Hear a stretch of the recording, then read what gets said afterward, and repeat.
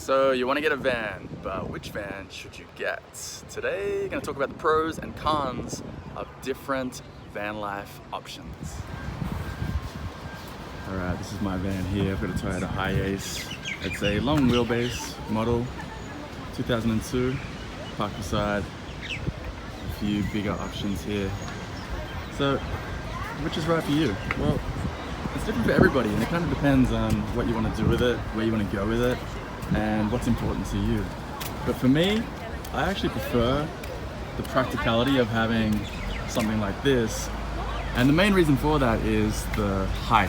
At approximately 185 centimeters tall, it's still short enough to get into car parks at most places that you go to, whereas bigger things like these, yeah, absolutely no way you're gonna get those into a normal shopping center car park. So it sort of limits your options in terms of where you can take it. Now, don't get me wrong, these bigger ones are fantastic in terms of extra space inside and extra options, extra comfort overall, but I'm willing to sacrifice a bit of that extra comfort for some practicality. Yeah, here's a van that's actually got a fair bit of rust on it. I'm not sure if anybody's using this one to camp in it or not, but if you want to learn how to get rid of rust like this, I'll link to another video that I made where it sets out a really simple method to get through and fix rust like this for very little money, and it would make a big difference to a van like this. Here's another nice practical option, still small enough to get into most places that you want to take it. Ultimately, it's your choice. If you want to get something bigger and have a bit more space inside, a few more creature comforts, maybe you want to have like solar panels on the roof or a television or a bathroom and shower inside, that's fine, but that comes at the expense of practicality. Even something like this, it's a bit too tall to get into any sort of shopping centers that you'd want to go to, or even this one with the roof racks on top, like that's probably a bit too tall as well. So the decision's yours on what you want and what creature comforts you're willing to sacrifice for practicality.